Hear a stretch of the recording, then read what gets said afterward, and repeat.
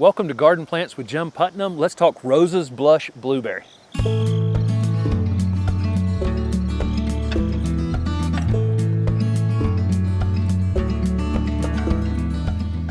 This is Vaccinium darrowii, or a Darrow's blueberry. These are native to the southeast United States. Fantastic, fantastic ornamental plants. This variety is called Rosa's Blush. It is truly a four-season plant. It flowered over the last month or so with kind of a pinkish white flower, the typical kind of dangling flower that you would expect on a blueberry. Then it has this really finely textured foliage. It's called Rosa's Blush because all the new growth on it is this blush pink color. As the pink kind of fades out of it, it becomes this bluish green, very narrow, fine textured foliage. And then the berries form where all the flowers were. And this one's just absolutely loaded. Of course, the birds will absolutely love these later in the season. They're completely edible. Native blueberry, we can eat them as well, but the birds are what we have this one for. If just left to its own, Rosa's Blush stays very compact out in a lot of sunlight. Maybe reaches 3 feet in height, 3 feet in width. This one's been in the ground for about 2 years, and we're getting to about that point right about now. Again, here are the flowers. We're about done with the flowering part of the season, and they're just kind of this pinkish white, typical, low-hanging flower that we see on lots of blueberries. And then pretty much you'll get, this is pollinator heaven out here.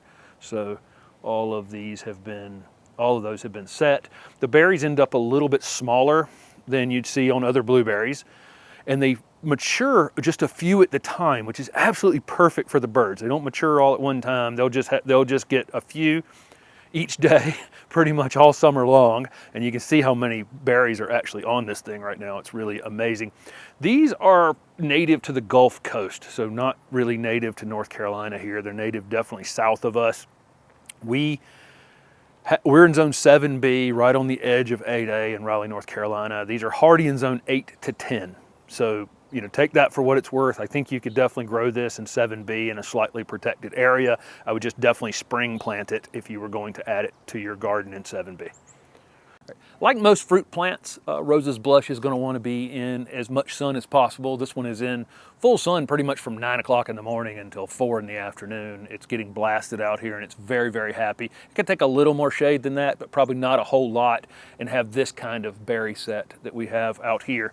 So where would you use this plant? Well, obviously any kind of foodscape, any kind of native garden, for the southeast United States, any place that you want this blue foliage accent. We have it next to this nightlight, just yellow foliage conifer and another yellow foliage evergreen plant back there beside it. We've got it kind of tucked up in there a little bit. It would also work in a container in much warmer zones. Make sure you're not putting in a container in zone 7. It probably would not like that during the winter time. And then a low hedge as well. This thing actually grows pretty daggone compact, and if you wanted to line 3 or 5 of these up together, it would make a nice little blue foliage hedge.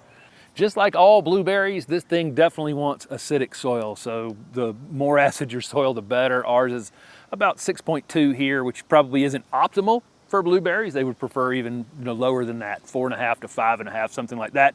I don't go crazy trying to correct soil in those conditions. As long as you're south of 7, you're probably going to be absolutely fine with these. These are native to an area with acid, sandy soils, and so we have clay soils up here in Raleigh, so I mounded it up a bit when I planted it. I added a little bit of compost to it. It's been perfectly happy. They'll take pretty dry conditions, and this is a plant that could probably just do fine with abuse. I mean, it could be planted and just absolutely neglected, but you wouldn't get what we've gotten out of it, which is this incredible amount of flowers that we got on it this season, and the incredible amount of berries that we're going to have on it. So if it becomes abnormally dry, we'll water it because I want to get the most out of it that I possibly can. I want the birds to be able to get the most out of it that they possibly can.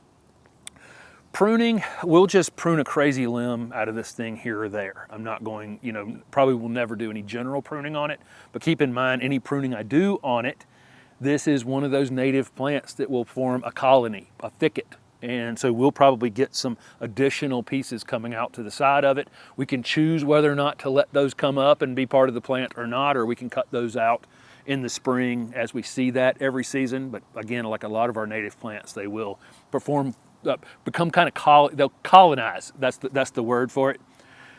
These we fertilize in the early spring, and we use plant tone on pretty much everything out here, organic fertilizer. If your pH is a little higher, you could use something like holly tone, which has a soil acidifier in it, and that may help a little bit with this acid-loving plant.